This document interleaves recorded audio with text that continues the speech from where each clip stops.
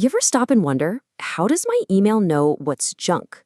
Or how can a website predict the price of a house it's never even seen? Well, in this explainer, we're going to get to the bottom of it. The powerful idea behind it all is called supervised learning. And honestly, at its core, it's a lot like teaching a child. You just need a good teacher and some really clear examples. All right, so here's our game plan.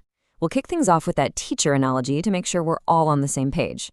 Then we'll see it in action with a real-world filter.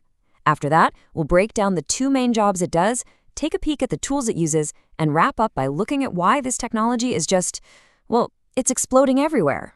So first up, learning with a teacher. To really get how a machine learns, we're going to start with an idea that's, super familiar to all of us. So really, how does a computer learn like a kid? You might actually be surprised by how simple and intuitive the basic idea is. Just think about it for a second. We show a kid a picture of an apple, and we say, this is an apple. Then we do it again and again, with all different kinds of apples. Pretty soon, that child starts to see the patterns, right? The roundish shape, the red or green color, that little stem on top. They're learning from examples that we've already labeled for them. And that, right there, is the absolute heart of supervised learning. We give a machine a massive amount of data that's already been tagged with the right answers. That labeled data acts as the supervisor, or the teacher, literally showing the machine what it needs to learn. Okay, so that whole teacher analogy makes sense. But what does this look like in the real world? Let's dig into a concrete example that you probably use every single day without even thinking about it. Yup, your spam filter. It's like the perfect poster child for supervised learning. It's got one crucial job. Figure out if an email that just hit your inbox is legit or if it's junk. So the whole process really breaks down into three main steps. It all starts with data collection. Engineers feed the model this huge data set of emails, and we're talking millions here, where every single one has already been marked spam or not spam.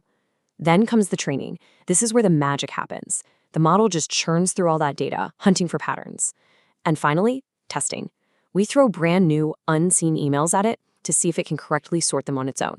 So what is the model really learning here? It's not just one thing. It's picking up on all sorts of clues.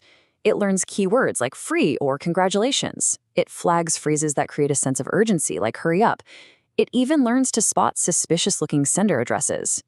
It's connecting all these little dots at a scale that no human ever could. And it builds this incredibly powerful instinct for what spam looks and smells like.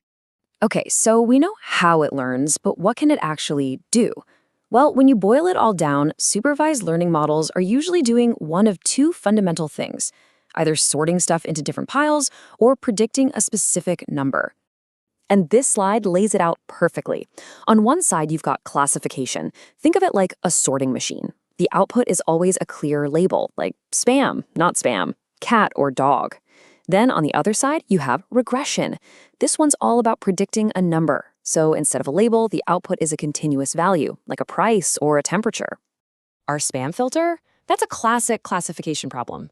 It's only got two buckets, right? Spam or not spam.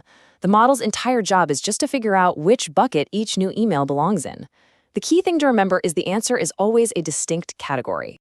Now for regression, let's say we want to predict a house's price. What we do is train a model on data from thousands of other houses, their square footage, and what they actually sold for. The model learns that relationship between size and price. So then you can give it the size of a totally new house, and it'll spit out a specific number, the predicted price. See? It's not sorting, it's calculating. So how do people actually build these things? Well, they have a whole toolkit full of different algorithms to pick from, and each one has its own unique strengths.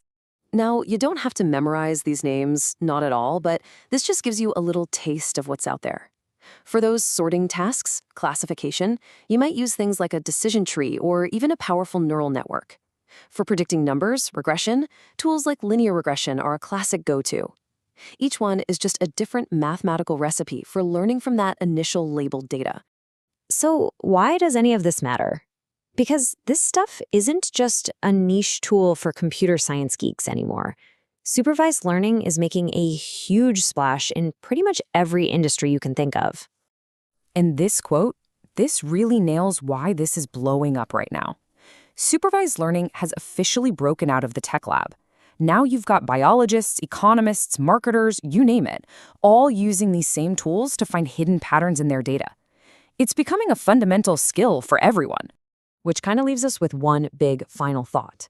We started with this super simple idea, teaching a machine A for Apple, and we saw how that same idea scales up to power everything from our inboxes to the stock market.